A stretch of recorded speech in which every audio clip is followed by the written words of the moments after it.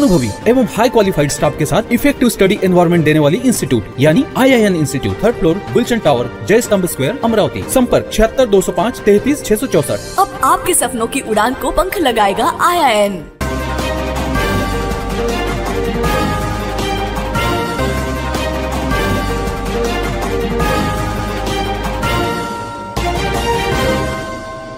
नमस्कार, सिटी न्यूजच्या बातमीपत्रात प्रेक्षकांचं मनपूर्वक स्वागत। आज दिनांक 9 मे 2024, वार गुरुवार। बातमीपत्राची सुरुवात करूया सुविचारमालेने। तुमचं नाव आणि ओळख भलेही लहान असेल, पण ती स्वतःच्या कष्टाने कमावलेली असली पाहिजे। आजचा सुविचार आपण बघितला। आता बघूया बातमीपत्रातील ठळक बातम्या।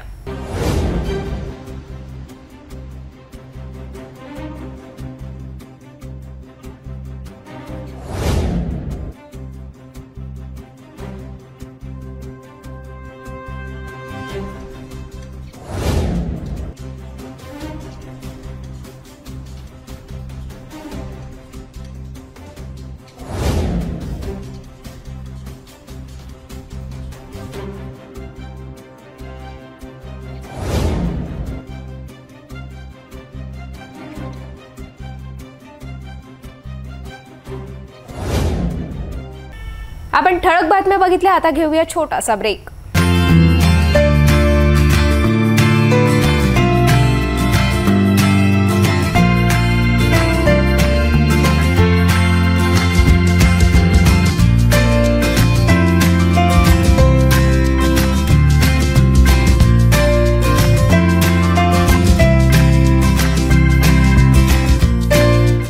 संपूर्ण लग्न बसता आराधना जवाहर रोड अमरावती। ब्रेक नंतर बघूया सविस्तर बातम्या। 9 मेला दुपारी शहरात एका कॅफेमध्ये सुरू असलेल्या क्रिकेट सट्ट्यावर राजापेठ DB पोलिसांनी रेड करून एकाला ताब्यात घेतले। शंकरनगर येथील अरोरा कॅन्सर हॉस्पिटल समोर येथे एक इसम हा लखनौ सुपर जॉयंट्स विरुद्ध सनरायझर्स हैदराबाद या IPL क्रिकेट सामन्यावर मोबाईल फोनच्या साहाय्याने बॅटिंग घेऊन सट्टा जुगार चालवित असल्याची गुप्त माहिती मिळताच पोलीस पथकाने विशाल शिवनारायण निर्वाण याला ताब्यात घेतले। त्याच्याकडून 14,000चा मुद्देमाल जप्त करण्यात आला। अमरावती शहर पोलीस आयुक्त नवीनचंद्र रेड्डी यांनी शहरात सुरू असलेल्या IPL सट्टा जुगारवर लक्ष देऊन धडक कारवाईचे आदेश दिले असता राजापेठ वरिष्ठ पोलीस निरीक्षक महेंद्र अंबोरे यांच्या आदेशाने 8 मेच्या दिवशी दुपारी राजापेठ हद्दीमध्ये DB पथक मनीष करपेसह इतर कर्मचारी पेट्रोलिंग करीत असताना क्रिकेट सट्टा सुरू असल्याची गुप्त माहिती मिळाली। शंकरनगर येथे अरोरा कॅन्सर हॉस्पिटल समोर येथे एक इसम हा लखनौ सुपर जॉयंट्स विरुद्ध सनराइज हैदराबाद या IPL क्रिकेट सामन्यावर मोबाईल फोनच्या साहाय्याने बॅटिंग घेऊन सट्टा जुगार खेळ पैशांची बाजी लावून हार जितीचा खेळ खेळत आहेत। अशा माहितीवरून पोलिसांनी घटनास्थळी धाड टाकून आरोपी 24 वर्षीय राहणार अंबागेट येथील विशाल शिवनारायण निर्वाण याला ताब्यात घेतले। त्याची अंगझडती घेतली असता एक Vivo Y कंपनीचा स्मार्टफोन अंदाजी किंमत 14,000 रुपये जुगार साहित्य जप्त करण्यात आलेत। घटनास्थळावरून 2 आरोपी पसार झालेत। या प्रकरणात राजापेठ पोलिसांनी 420, 465, 468, 471, 34 भादवी सह कलम 12A महाजुगार प्रतीसह कलम 25 इंडियन टेलिग्राफ ऍक्ट प्रमाणे गुन्हा दाखल करण्यात आला आहे। या प्रकरणाचा पुढील तपास पोलीस उपनिरीक्षक मिलिंद हिवरे करीत आहेत। पैशाची लालूच लागली की माणूस कोणत्याही थराला जात असतो। अशीच पैशाची हाव वाढली आणि पानटपरीचा धंदा करणाऱ्या युवकाने चक्क दुचाकी चोरी करण्यास सुरुवात केली। मात्र चोरी कधी लपत नसते आणि तोच युवक गाडगेनगर पोलिसांच्या तावडीत सापडला। पोलिसांनी कसून चौकशी केली असता चोरीच्या 12 दुचाकी जप्त करण्यात पोलिसांना यश आले। गाडगेनगर येथील पंचवटी चौकातील डॉक्टर ठवली यांच्या दवाखान्यात आलेल्या फिर्यादी शिवा राजेश सावके यांची दुचाकी उड्डाणपुलाखाली ठेवली असता अज्ञात चोरट्याने चोरी केल्याची तक्रार गाडगेनगर पोलीस स्टेशन येथे केली होती। या प्रकरणात गाडगेनगर पोलिसांनी तपास करण्यास सुरुवात केली असता अट्टल दुचाकी चोरट्याचा तपास लागलाय। अंजनगाव सुरजी पोलिसांनी सय्यद मोहसिन उर्फ राजा सय्यद अजीज वय 36 काझीपुरा याला विना कागदपत्र नसल्याने दुचाकीसह ताब्यात घेतले। याचीच माहिती मिळताच गाडगेनगर पोलिसांनी आरोपीला मूर्तिजापूर तालुक्यातील हातगाव येथून ताब्यात घेतले। आरोपी सय्यद हा अंजनगाव सुरजी येथे पानटपरीसह चोरीच्या दुचाकी विकत होता। बसने अमरावती येऊन तेथे दुचाकी चोरी करून पुन्हा गावात पसार व्हायचा। गाडगेनगर पोलिसांनी 4,11,00,000 किमतीच्या 12 चोरीच्या दुचाकी जप्त करण्यात यश आले आहे। ही कारवाई गाडगेनगर पोलीस उपनिरीक्षक मोहन केवटी, पोलीस कर्मचारी भारत वानखडे, आस्तिक देशमुख, गजानन बर्डे, प्रशांत वानखडे, गुलरेज खान, नंदकिशोर करोची यांनी केली। या कारवाईबाबत पोलीस उपायुक्त सागर पाटील यांनी प्रतिक्रिया स्पष्ट केली। गाडगेनगरचे जी टीम आहे त्याने अतिशय चांगलं काम केलेलं आहे। माननीय CP सरांच्या आदेशाने मोटरसायकल चोरीचे गुन्ह्याचे डिटेक्शन संदर्भात सर्वांना सूचना दिल्या होत्या। त्या अनुषंगाने PI Girme, PI Mane, PSI Keoti आणि त्यांची संपूर्ण टीम यांनी काही चोरीच्या गुन्ह्याचा आढावा घेतला आणि याच्यामध्ये काही CCTV फुटेज आणि बाकी तांत्रिक तपास करून एका आरोपीचं नाव निष्पन्न झालं। त्याला ताब्यात घेतल्यानंतर त्याने 12 मोटरसायकलची रिकव्हरी दिलेली आहे। त्यामध्ये 7 जे मोटरसायकल चोरीचे गुन्हे दाखल आहेत गाडगेनगर पोलीस स्टेशन हद्दीमध्ये आणि एक आहे राजापेठ आणि कोतवाली आणि बाकी ज्या 3 मोटरसायकल आहेत त्याचा चेसिस नंबर आणि इंजिन नंबरवरून सध्या अधिक तपास त्याचा सध्या सुरू आहे। एक आरोपी आहे त्यामध्ये अटक केलेला आहे। त्याचं नाव सय्यद मोहसिन उर्फ राजा सय्यद अजीज हा काजीपुरा अंजनगाव सुरजीचा आहे आणि याचं रेकॉर्ड सध्या काही मिळालं नाही, पण आम्ही सध्या त्याचं रेकॉर्ड बाकी इतर पोलीस स्टेशनला आहे का याच्या संदर्भात चौकशी सध्या सुरू आहे। यामध्ये अजून काही आरोपी याच्यामध्ये अधिक तपास आरोपीकडं सुरू आहे। त्यामध्ये अजून काही गुन्हे किंवा अजून आरोपी निष्पन्न होण्याची दाट शक्यता आहे। त्या अनुषंगाने सुद्धा सध्या तपास सुरू आहे।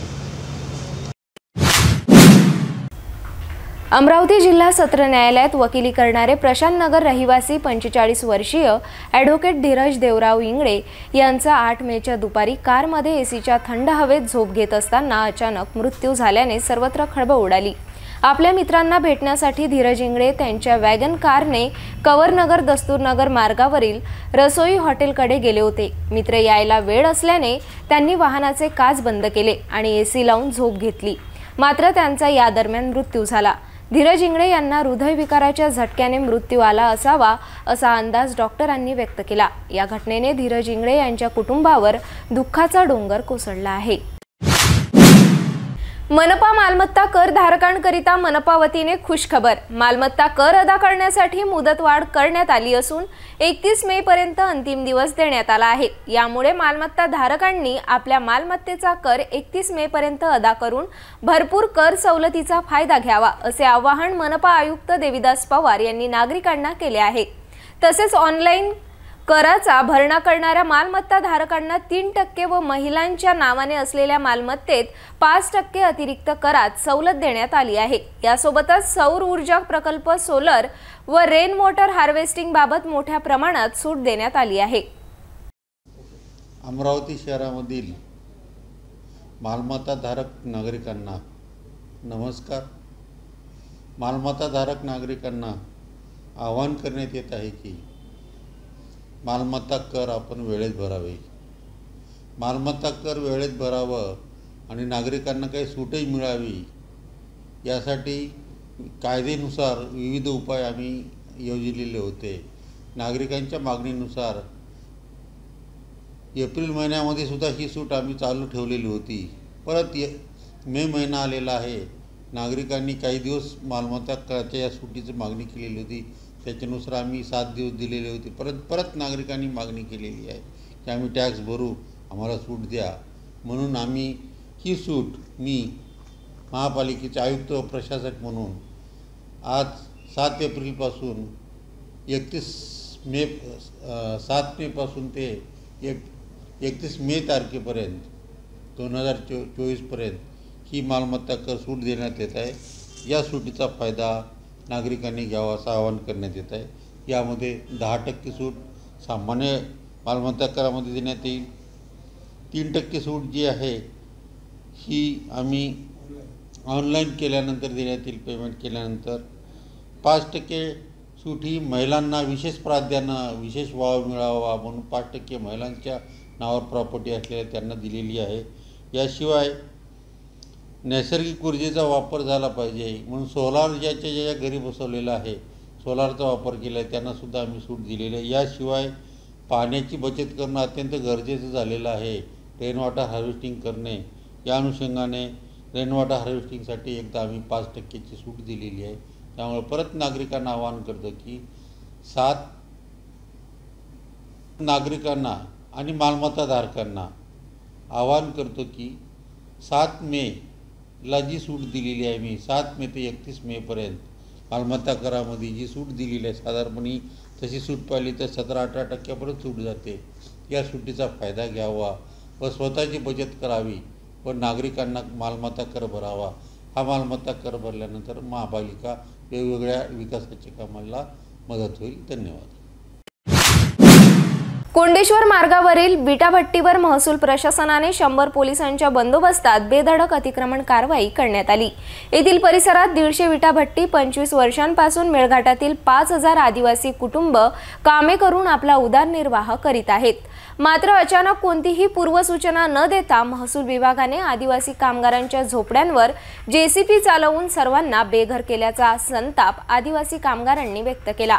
राईला झोपडीच नसल्याने अनेकांनी लहान मुलांसह रात्र उघड्यावर काढली.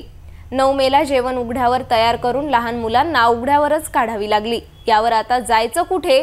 सरकारने आमच्यावर अन्याय केला अशी व्यथा विटाभट्टी आदिवासी कामगार महिलांनी व्यक्त केल्या. आप यहाँ पर सब झोपड़ा वोपड़ा सब गिरा दिया हमारा. आधा अनाज दब गया, आधा बर्तन निकाल लिया. अरे ये झाड़ के नीचे रह रहे. कितने साल से आए आप? 6-7 साल हो रहे हम काम करने को. अच्छा, कितने लोग आए मेळघाट से? 50 लोगों आए होंगे हमारे साथ में. अच्छा, परिवार. अब क्या करेंगे? अभी तो आप तो रास्ते पे आ गए. हाँ, धूप में अब ये रास्ते पर बैठा है. अब किधर जाएंगे? अब मालिक पैसे देंगे तो जाएंगे. अब हाँ, तो रोजगार कहाँ मिलेगा अभी? रोजगार अब कहाँ मिलेगा?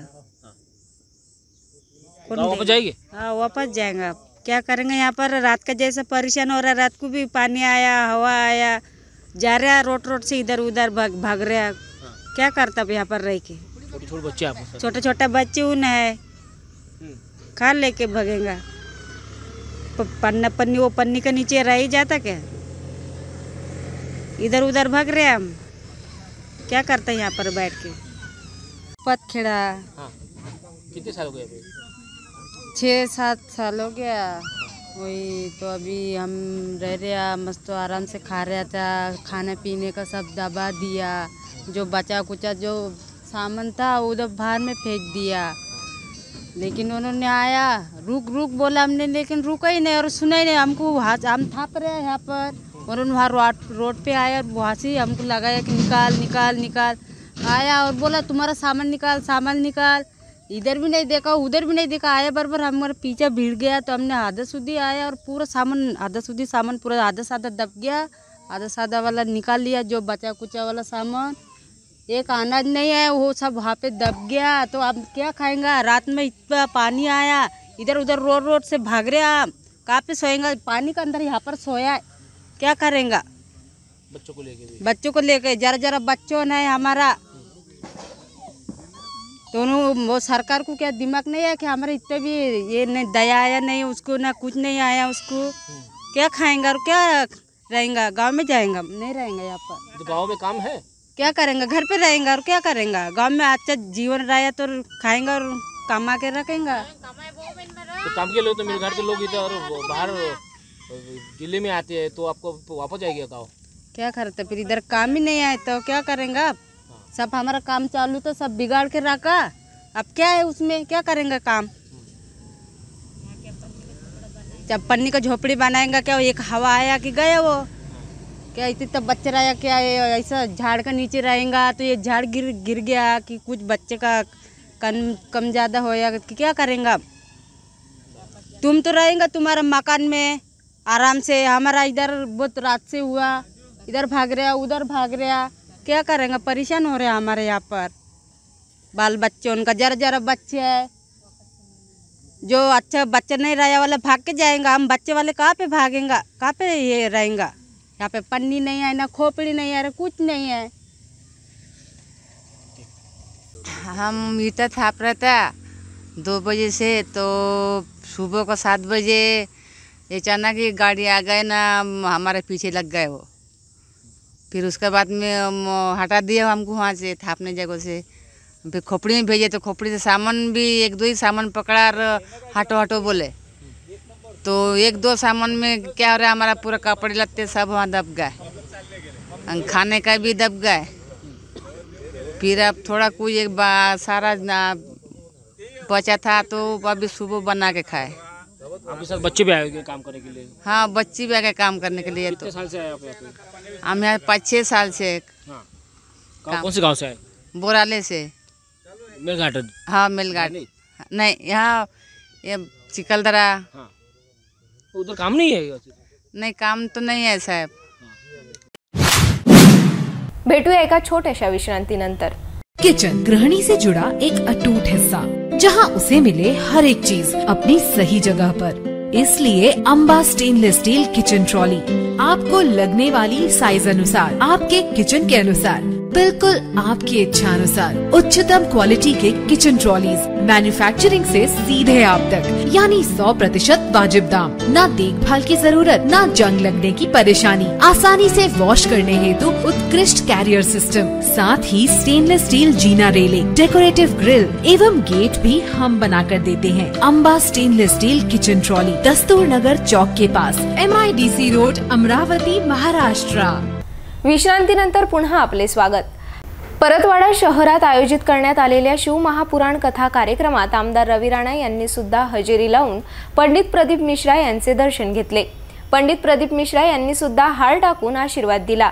या दरम्यान कथा कार्यक्रमात आमदार रवी राणा आपल्या युवा स्वाभिमान कार्यकर्त्यांसह कथेत तल्लीन झाले।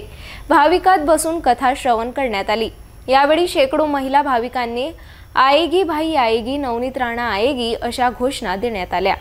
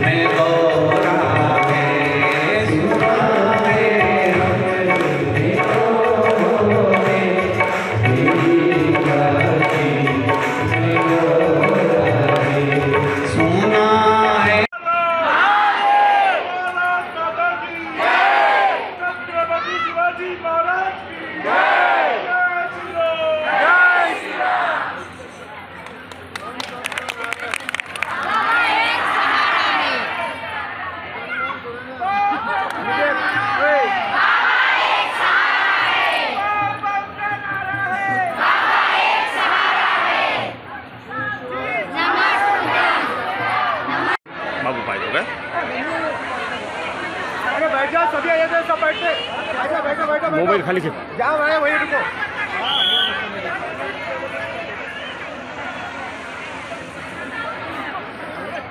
आएगी भैया आएगी, नवनीत राणा आएगी, आएगी भैया आएगी, नवनीत राणा आएगी, आएगी भैया आएगी, नवनीत राणा आएगी। सभी भक्तों से मेरा अनुरोध रहेगा, धीरे धीरे होले होले अपने गंतव्य की ओर रवाना होंगे। किसी भी प्रकार की धक्का मुक्की कोई भी भक्त ना करे। एक मिनट आप पीछे आ जाओ।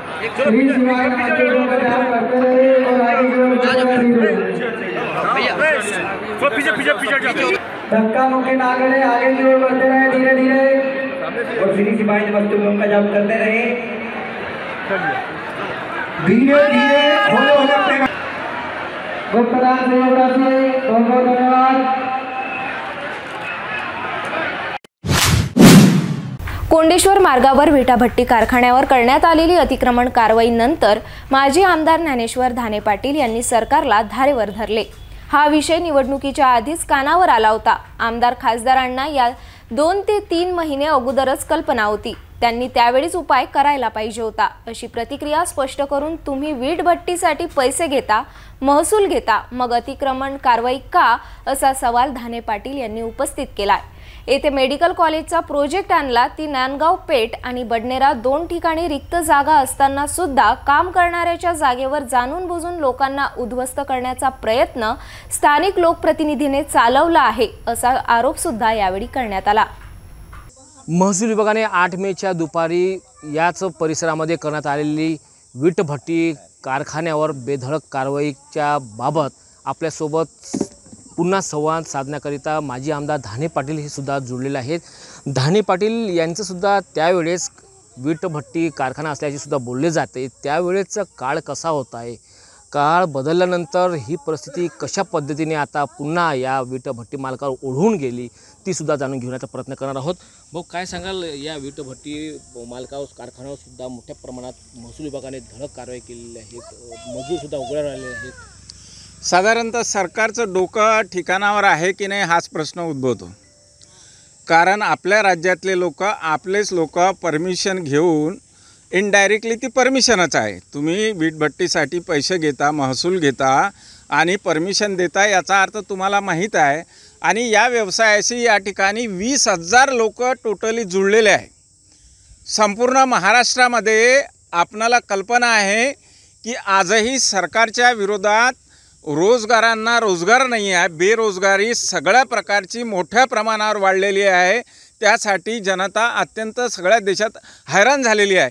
हे असताना 20,000 लोकांना एक कारवाई करून पटकन त्यांना बेरोजगार करणं म्हणजे सरकारचं डोकं ठिकाणावर आहे की नाही असंच या ठिकाणी वाटते।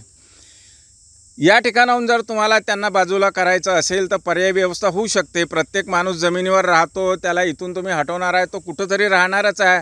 हा व्यवसायसुद्धा दुसऱ्या ठिकाणी जाऊ शकतो आणि सरकारला याच्यातून सुद्धा लाखो रुपयाचा महसूल मिळतो।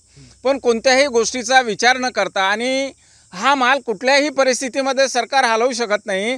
कारण एका वीटभट्टीवाल्यांचा लाखोचा 10-20 लाख रुपयाचा माल या ठिकाणी आहे। त्या मालाचं त्यांनी JCBने नुकसान केलं। ओले ज्या विटा आहे त्याच्यावरती ते चाकं चालवले, त्याच्यामुळे त्यांचं हजारो लाखो रुपयाचं नुकसान झालं। आणि या ठिकाणी मेळघाटहून आलेले मजूर आहे, त्या मजुरांच्या झोपड्या तोडल्या, त्याचं काय कारण? आज आत्ताच त्यांना झोपडी नाही आहे। या ठिकाणी उन्हामध्ये त्यांना आपला उदरनिर्वाह करावा लागत आहे आणि 20,000 लोक यांनी बेरोजगार केले। माझ्यासुद्धा आमदारकीच्या काळामध्ये 2-3 वेळा हे प्रॉब्लेम उभे झाले, पण ही धडक कारवाई मी त्यावेळेला होऊ दिली नाही। तुम्हाला खास करून मी सांगू इच्छितो की हा विषय माझ्या कानावरती निवडणुकीच्या पूर्वीच आला। यासाठी मी संगत सिंग यांच्या घरी जाऊन त्यांची भेट घेतली होती आणि त्यांच्याशी चर्चा केली। तर त्यांना सांगितलं का असा काही प्रकार माझ्या ऐकण्यात आहे, तर त्यांनीसुद्धा सांगितलं का असा काहीतरी प्रकार होण्याचं शक्यता आहे, आम्हालासुद्धा त्याची कल्पना आहे। हे सुद्धा एक शासनाचं जनतेसोबत धोकेबाजी आहे की निवडणुकीच्या तोंडावर तुम्ही का थांबले? म्हणजे पहिले तुम्ही त्यांचे मतं घेणार आणि नंतर त्यांना बेरोजगार करणार आणि बेघर करणार। म्हणजेच जे वर्तमान लोकप्रतिनिधी या ठिकाणी आहे, आमदार खासदार आहे, त्यांना या गोष्टीची 2-3 महिन्यापूर्वीपासून म्हणजे निवडणुकीपासून याची कल्पना होती. त्यांनी त्यावेळेला याचा उपाय करायला पाहिजे होता, पण ते आपल्या निवडणुकीमध्ये लागले आणि लोकांना वाऱ्यावर सोडलं आणि एक प्रकारचं षड्यंत्र रचून या ठिकाणावरून वीटभट्ट्यावाल्यांना हटवण्याचा ते प्रयत्न करत आहे. खऱ्या अर्थानं तुम्ही नोटीस देऊन, पर्यायी जागा देऊन, त्यांच्याशी चर्चा करून सुद्धा हा विषय होऊ शकतो. आणि खरं म्हणजे या ठिकाणी जो प्रोजेक्ट त्यांनी मेडिकल कॉलेजचा आणलेला आहे त्याला 2 ठिकाणी रिक्त जागा होती. 2 ठिकाणी, बडनेरामध्ये सुद्धा एका ठिकाणी आणि नांदगाव पेठला सुद्धा रिक्त जागा होती. रिक्त जागा असताना तुम्ही काम करणाऱ्याच्या जागेवर मेडिकल कॉलेज आणत आहे. म्हणजे हा जो प्रश्न आहे की जाणून बुजून आता लोकांना हे उद्ध्वस्त करण्याचा प्रयत्न या ठिकाणी स्थानिक लोकप्रतिनिधींनी चालवलेला आहे. काय वाटेल की महसूल विभाग हा लोकप्रतिनिधीच्या दबावामध्ये तर करत नाही, तर असं वाटते का आपल्याला? नाही, सरकारच महसूल विभागाचं सोडा ना. आता आज महानगरपालिकेचे 2-4 विषय माझ्याकडे आले की ते हापसी दुरुस्त करणाऱ्याचा कॉन्टॅक्ट 2 महिन्यापासून संपला, पण कोणी विचारायला खाली नाही आहे. कारण असं असतं का सरकारचा एखादा कॉन्ट्रॅक्ट जेव्हा संपतो त्यावेळेला दुसरा कॉन्ट्रॅक्ट होत नाही तोपर्यंत पूर्वीचाच कॉन्ट्रॅक्टर त्याच पद्धतीनं किंवा थोडे वाढीव पैशाने काम करतो. आज महानगरपालिका में भैया कहीं पर भी जाओ, हापसी वाला कई हापसियाँ बंद हो गई है, लेकिन महानगरपालिका का इसकी तरफ ध्यान नहीं है. सरकार ये गलत तरीके से चल रही है पूरी तरीके से महाराष्ट्र. काय वाटते कोंडिशो मार्गाने आता विटाभट्टी मालकांच्या कारखान्यावर कारवाई करण्यात आलेली आहे. उद्धव ठाकरे शिवसेना गटांचे पदाधिकारी यांच्यासोबत राहणार काय म्हणजे पुढाकार घेणार? नाही, आम्ही यांच्यासोबतच राहू. पूर्वीपासून आहे, हे आमचेच लोक आहे. माझ्या 10 वर्षाच्या काळात मी असं कोणावरही संकट येऊ दिलं नाही. या अगोदरसुद्धा जय हिंद मार्केटचे काही दुकानदारांना हटवण्याचा प्रयत्न झाला, त्याची कल्पना आपल्याला आहे. मी ते अडवलं, पोलीस स्टेशनला भेटलो, डिपार्टमेंटला थांबवलं. ज्या लोकांना ते 5-50 हजार रुपये देऊन कचऱ्यासारखं दुकानं उकळून फेकत होते त्यांना एक मोठी रक्कम देऊन त्यांच्याशी सेटलमेंट करून त्यांनी ते दुकानं आता खाली करून घेतले. आमचं हेच म्हणणं आहे की एखाद्या व्यक्तीला एखाद्या ठिकाणाहून जर तुम्ही हटवत असाल तर त्याचा पर्यायी बंदोबस्त करा. आणि दुसरी गोष्ट, जो प्रोजेक्ट तुम्ही या ठिकाणी आणलेला आहे त्याला रिक्त जागा असताना इथं का हा हट्ट का तुमचा? अमरावती दर्यापूर मार्गावर असलेल्या मोहिनी बार येथे शिरून 10 युवकांनी मद्यप्राशन आणि जेवण करून हॉटेलवरच तुफान दगडफेक करून चांगलीच दहशत निर्माण केली. एवढंच नाही तर मातोश्री हॉटेल मालकांसोबत वाद घालून मारहाण केली. जवळच असलेल्या 5 कॅन्डल या हॉटेलवरही दगडफेक केली. या प्रकरणी हस्तक्षेप केल्याने हल्लाखोरांनी चाकू व गुप्ती काढून अचानक हल्ला केला. या घटनेने सर्वत्र धावपळ उडाली. या प्रकरणात पोलिसांनी दोघांना ताब्यात घेतले असून इतरांचा शोध घेण्यास सुरुवात केली. दर्यापूर अमरावती रस्त्यावर असलेल्या मोहिनी बार अँड रेस्टॉरंटमध्ये सायंकाळच्या सुमारास 8 ते 10 अज्ञात युवकांनी मद्यप्राशन व जेवण करून त्याच हॉटेलवर अचानक दगडफेक सुरू केली. यात मातोश्री हॉटेल मालकांसोबतही आरोपींनी वाद घालून हॉटेल बाहेर मारहाण केली. येथून निघत आरोपींनी जवळच असलेल्या 5 कॅन्डल या हॉटेलवरही दगडफेक केली. या प्रकरणी हस्तक्षेप केल्याने हल्लेखोरांनी चाकू व गुप्ती काढून अचानक हल्ला केला. यामुळे काही काळ अफरातफरीचे वातावरण निर्माण झाले होते. यात मोहिनी बार अँड रेस्टॉरंटच्या आसपास असलेल्या दुकानांवरही आरोपींनी तुफान दगडफेक केली. यात हॉटेल चालकांनी विरोध दर्शवताच त्यांच्यावरही चाकू व गुप्तीने हल्ला करण्याचा प्रयत्न केला. मात्र हॉटेल मालक व कर्मचारी यांनी स्वतःचा जीव वाचवत तेथून निघून जाण्यास पसंत केले. यामुळे सुदैवाने यात कुठलीही जीवितहानी झाली नाही. दर्यापूर शहरात अशा प्रकारे प्रथमच 8 ते 10 अज्ञात तरुणांनी दगडफेक व भ्याड हल्ला केल्यामुळे संपूर्ण शहरात भीतीचे वातावरण पसरले आहे. घटनेची माहिती मिळताच दर्यापूर पोलीस स्टेशनचे ठाणेदार संतोष टाले व त्यांचे कर्मचारी पोहोचले असता आरोपींनी तेथून पळ काढला. मात्र त्यानंतर पोलिसांनी शिताफीने 2 आरोपींना अटक केली. यात 30 वर्षीय निखिल गायकवाड राहणार अमरावती तर 25 वर्षीय रतन वाघपंजार राहणार थिलोरी दर्यापूर असे अटक करण्यात आलेल्या आरोपींची नावे आहेत. तर उर्वरित आरोपी फरार झाले असून पोलीस त्यांचा कसून शोध घेत आहेत. यासह एका आरोपीची दुचाकी सुद्धा पोलिसांनी जप्त केली आहे. संबंधित घटनास्थळी नागरिकांनी गर्दी पाहण्यासाठी जमा झाले होते. दर्यापूर पोलिसांनी या संबंधात विविध कलमान्वये गुन्हे दाखल करण्याची प्रक्रिया सुरू केली आहे. पोलिसांकडून इतर आरोपींचाही शोध सुरू आहे. धारणी शहरात साफसफाई कामगारांच्या अनेक प्रश्नांवरून साफसफाई अभियान बंद होऊन कामगारांनी कामबंद आंदोलनास सुरुवात केली होती। नियमित वेतन न मिळत असल्याने येथील कामगारांनी ठेकेदार विरुद्ध आपला संताप व्यक्त केला होता। हाच वृत्तांत आमच्या सिटी न्यूजने प्रसारित केला असता अखेर नगरपंचायत मुख्य अधिकाऱ्यांनी तात्काळ दखल घेऊन यावर तोडगा काढला।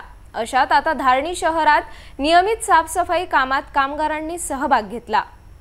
कल कुछ नगर पंचायत के लेबर ने सिटी न्यूज़ के सामने उनकी समस्या रखी, उसके ऊपर आपका क्या कहना है?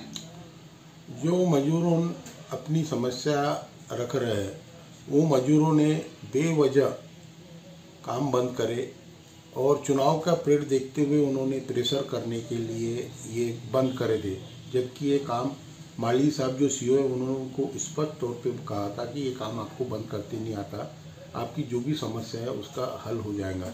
उनका 1 महीने का पेमेंट देने का रह गया था। हमको 5 महीने से दिसंबर महीने से नगर पंचायत के माध्यम से पैसे नहीं मिले, फिर भी उनको रेगुलर पैसे दे रहे, देर सवेर हो रही पर दे रहे। वो पैसे भी हम उनको देने को तैयार थे, पर उन्होंने काम बंद करे। आज 17 दिन से वो काम पे नहीं आया। मजबूरन नगर पंचायत ने जो लेटर दिए थे कि आपको काम बंद करते नहीं आता, आपको त्वरित काम चालू करना है, इस वजह से हमने दूसरे मजदूर लाके सुचारू रूप से काम चालू करे और वो बहुत अच्छी तरह से काम पहले जैसा चालू हो गया है। अब उनका कहना हो रहा है कि हमको फिर से काम पे लगाओ। पहले भी वो काम पे इसी तरीके से अपने मनमानी तरीके से काम करते थे, जो वजह से किसी को बोलने में आता था तो वो यूनियनबाजी करते थे, और अभी कुछ लोग उसको बेवजह हवा देने का काम कर रहे हैं ताकि अपनी राजकीय द्वेषता उसमें निर्माण कर रहे हैं। हम पहले भी उसमें कि आधे से ज़्यादा लोगों को पैसे दे चुके हैं और आधे से ज़्यादा लोग फिर से जिनको काम करने की इच्छा थी वो काम पे लग चुके हैं। 17 दिन का उनका पगार अभी रुका हुआ है बोले अपने तरफ। हाँ, उसके ऊपर क्या कहना है? देने को हम तैयार हैं। वो जब भी हम लगे तो वो थानेदार साहब के पास भी गए थे, सीओ साहब के पास भी गए थे, हम उनके माध्यम से पैसे देने को तैयार है, पर वो बाजी कर रहे हैं। सर, आपल्या इथं जे घनकचरा मजूर आहे आणि ठेकेदार यांच्यामध्ये एक 20 दिवसापासून अनबन सुरू आहे, याबद्दल त्यांनी आपल्याकडे ॲप्लिकेशन दिलेली आहे आणि सर काय झालं हे आम्हाला सर आपल्याकडून माहिती पाहिजे। घनकचऱ्याअंतर्गत सृष्टी एंटरप्राइजेस यांना कंत्राट दिलेले आहे धारणी शहरातील कचरा उचलण्याबाबत। ते घनकचऱ्यामध्ये काम करणारे जे कर्मचारी आहेत ते कर्मचारी ठेकेदारांनी लावलेले आहे आणि त्यांचं मागील 20 दिवसापूर्वी त्यांचं निवेदन प्राप्त झालेलं आहे की त्यांना वेतन मिळालं नाही आहे, EPFचे पैसे त्यांना खात्यात जमा झालेले नाही आहे। तर याबाबत संबंधित कंत्राटदारांना नोटीस दिलेली आहे आणि त्यांचं उत्तर येईल आता। लाखोंची कार चोरून अल्पवयीन विद्यार्थ्यांनी जीवनशैलीत आपला दर्जा कमी नसल्याचे दाखवण्यासाठी चोरीची कार शहरभर पडवली। या प्रकरणी पोलिसांनी चोरलेल्या 3 4-चाकी दुचाकी जप्त केल्या। दुचाकीसह 70 लाखांचा माल जप्त करण्यात आला आहे। एका आरोपीला अटक करण्यात आली असून 4 अल्पवयीन मुलांना बाल सुधार गृहात पाठवण्यात आले आहे। एका शालेय विद्यार्थ्याच्या कुटुंबियांनी आजच्या जीवनशैलीचा विचार करायला भाग पाडणारी घटना महाराष्ट्रातील अकोला जिल्ह्यात उघडकीस आली आहे। 6 मे रोजी अकोल्यातील MIDC पोलीस ठाण्यात तक्रार आली होती की त्यांच्या परिसरातील महेंद्र गद्रे शोरूमच्या गोदामातून कोणीतरी XUV 700 घेऊन जात असल्याची माहिती तेथील व्यवस्थापकाला समजली आणि त्यांनी त्याला रोखण्याचा प्रयत्न केला, मात्र धक्काबुक्की केली तो तिथून पळून गेला। त्यानंतर मॅनेजरच्या तक्रारीवरून पोलीस ठाण्यात चोरीचा गुन्हा दाखल करण्यात आला। तेव्हा पोलिसांनी GPS ट्रॅकद्वारे गाडीचा पत्ता लावला। हे वाहन चालवणारे दुसरे कोणी नसून ते स्वतःच्या मौज मजेसाठी आणि समाजात आपली प्रतिष्ठा वाढवण्यासाठी ही वाहने चोरली हे कळताच पोलिसांनाही धक्का बसला। ते गोदामात असताना त्यांनी CCTV कॅमेरे तपासले आणि हे सर्व दृश्य 8वीतील शिकणाऱ्या शाळेतील विद्यार्थ्यांनी केले हे पोलिसांनी शोधून काढले। 9वी आणि 10वीला शिकण्यासाठी जाणारा मित्र शहराच्या एका नामांकित शाळेत गेला होता। त्याची कौटुंबिक पार्श्वभूमी ही चांगली आहे, पण त्याच्या करोडपती मित्रांच्या घरी मोठमोठ्या गाड्या आहेत, त्यांच्या स्वतःच्याही आहेत। प्रवासासाठी या आलिशान गाड्यांचा वापर करून आम्ही हेही दाखवून दिले की आमचा कोणाशीही संबंध नाही। त्यांनी प्रयत्न केले, पण त्यांचे प्रयत्न आणि त्यांचे सत्य फार काळ लपून राहू शकले नाही आणि त्या सर्वांना पोलिसांनी ताब्यात घेतले। 4 अल्पवयीन विद्यार्थी आणि 1 मुलगा या चौघांनाही सुधारगृहात पाठवण्यात आले आहे, तर एकाला अटक करण्यात आली आहे। 70 लाखांच्या आसपास पोलिसांनी पत्रकार परिषद घेऊन ही बाब सोशल मीडियावर व्हायरल केल्याचे सांगितले आहे। 6 मई को महिंद्रा शोरूम में से एक XUV 700 गाड़ी चोरी हुई है, ऐसा करके खबर मिली थी। MIDC पुलिस स्टेशन की तरफ से उसमें तपास किया गया और तपास में एक आरोपी को ताबे में लेकर टोटल 3 गाड़ी रिकवर की गई हैं। उसमें 2 XUV 700 हैं, 1 स्कॉर्पियो N है।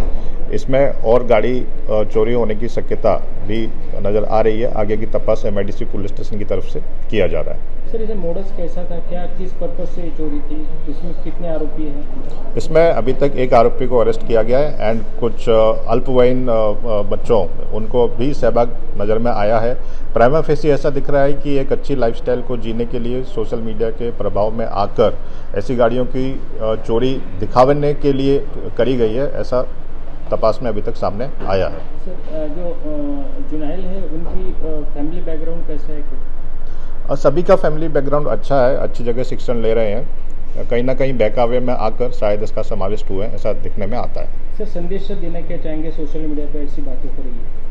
संदेश सिर्फ इतना है कि पेरेंट्स भी अपने बच्चों पर नज़र रखें कि वो सोशल मीडिया पर किस चीज़ का ब्राउज कर रहे हैं, क्या चीज़ देख रहे हैं, एंड अगर कोई गैर प्रकार दिखने में आता है तो उनको निश्चित ही एक सही राह पे लाने का प्रयास करें। आणि आतापर्यंत काही चोरीचे गुन्हे वगैरे काहीच नाही काही आणि असं आपल्या तपासात दरम्यान अशा काही गोष्टी आल्या की कुठं बाहेर गेले असतील फिरायला? नाही, कुठंच नाही, फक्त आपल्यातच. आता ही गाडी सोडून साधारणतः किती दिवस झाले, त्यांना किती दिवस त्यांनी वापरले? ही गाडी 6 तारखेला त्यांनी संध्याकाळी चोरली आणि आपण 6 तारखेला म्हणजे 7 तारखेला पहाटे आपण ती गाडी डिटेक्ट केली, म्हणजे GPS होता ट्रॅकर, त्याच्यामुळे लगेच डिटेक्ट झाली। या संदर्भात महिंद्रा शोरूमच्या मॅनेजरने सांगितले की ज्या दिवशी ही कार चोरीला गेली त्यावेळी मी त्याला पाहिले आणि त्याला थांबवण्याचा प्रयत्न केला, परंतु तो कार घेऊन पळून गेला। त्यानंतर पोलिसात तक्रार दाखल करण्यात आली। पोलिसांनी हा प्रकार उघडकीस आणला। सोमवारी संध्याकाळचा टाईम होता 9 वाजता, 9-9:30 वाजताचा, जेव्हा मी घरून गाडीनी 2 व्हीलरनी शोरूमकडे जात होतो तेव्हा मला काही 3-4 लोक आमची हे ऑरेंज कलरची जी गाडी आहे ती घेऊन दिसले। तर ऐकता असं झालं, मला असं वाटलं की ही गाडी आता आपली शोरूम बंद झाल्यावर इथे कशी काय उभी आहे, तर मी त्यांना तिथे हटकले एअरपोर्टच्या तिथे। तर त्यांनी मला धसका देऊन ते पळून गेले। मी ते जसे ते पळाले मी त्यांच्या मागे लगेच पळालो आणि माझे जे ओनर आहेत अमोल गद्रे सर यांना सांगितले की सर आपल्यासोबत असं असं झालेलं आहे, आपली एक गाडी मला काही अनोळखी 4 लोक जे आहेत ते घेऊन पडताना दिसले आहेत। तर अमोल सरांनी मला सांगितलं की तू लगेच पोलीस स्टेशनला जा आणि आम्ही तिथे पोलीस स्टेशनला जाऊन इन्फॉर्म केले की आमची गाडी अशी चोरी झाली आहे। त्यानंतर आमच्या महिंद्राच्या या गाडींमध्ये ॲडेनॉक्स नावाची सिस्टम आहे की ज्यामुळे आपण गाडीचं लोकेशन जे आहे हे ट्रॅक करू शकतो। तर आम्ही लगेच ते आमच्या सिस्टममधलं काढलं आणि आम्ही ट्रॅक केलं की आमच्या गाड्या कुठे कुठे उभ्या आहेत म्हणून, आणि आमच्या गाड्यांची नंतर इन्व्हेंटरी केली की कुठल्या गाड्या गायब आहेत। त्याच्यानंतर जी एक गाडी सापडली तर त्याच आरोपींनी सांगितले की सर हमने आपकी और 2 गाडी चुराई आहे। त्यानंतर आम्हाला कळालं की याच्यात आणखी पण गाड्यांचं हे आहे, शॉर्ट आहे, आणि नंतर आम्ही पोलीस स्टेशनला जाऊन पोलिसांनी आम्हाला सहकार्य केलं आणि आमच्या सगळ्या गाड्या आज भेटलेल्या। तर मी सगळं पोलीस विभागाचे आमच्या महिंद्रा गद्रे ऑटोकॉन परिवारातर्फे धन्यवाद देतो। समाजातील सोशल मीडियाचा परिणाम बहुतांश आजच्या तरुणाईवर कमी वेळात चांगली जीवनशैली, आलिशान कार चोरून त्यात प्रवास करणे आणि समाजात आणि आपली जीवनशैली ही श्रीमंतांसोबत चालत नाही, पण खोट्या बोलण्याने हे फारसे लपून राहत नाही। पण या घटनेबाबत आपल्या समाजातील तरुण पिढीला हे प्रबोधन करणे आवश्यक आहे की त्यांनी हातपाय पसरावेत। आजच्या तरुण पिढीला आणि त्यांच्या कुटुंबियांनी समजून सांगण्याची गरज आहे। जाता जाता पुन्हा एकदा आजच्या ठळक बातम्या।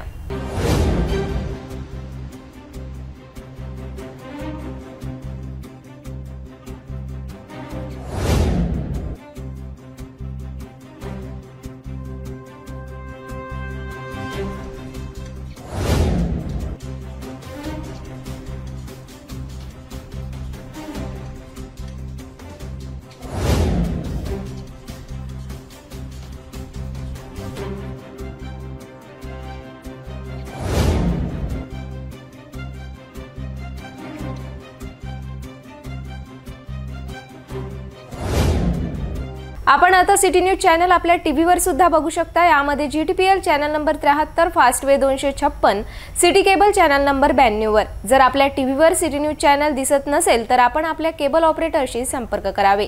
आपण सिटी न्यूज केबलच्या व्यतिरिक्त YouTube, Facebook, Instagram आणि ट्विटरवर सुद्धा बघू शकता। याकरिता सोशल मीडिया अकाउंट सबस्क्राइब करा, फॉलो करा, लाईक करा। YouTube अकाउंट सबस्क्राइब करण्याकरिता सबस्क्राइब बटनला क्लिक करा आणि बेल आयकॉन दाबायला विसरू नका, कारण सर्वात आधी समाचार आपल्यापर्यंत पोहोचणार आहे। तसेच सिटी न्यूजचे फेसबुक पेज लाईक करा, Instagram आणि ट्विटर हँडल फॉलो करा। आपण व्हॉट्सॲपवर सुद्धा सूचना देऊन न्यूज प्राप्त करू शकता। व्हॉट्सॲप नंबर खाली स्क्रीनवर येत आहे। हे बातमीपत्र एवढ्यावरच थांबूया, पुन्हा भेटूया नवीन घडामोडींसोबत। नमस्कार।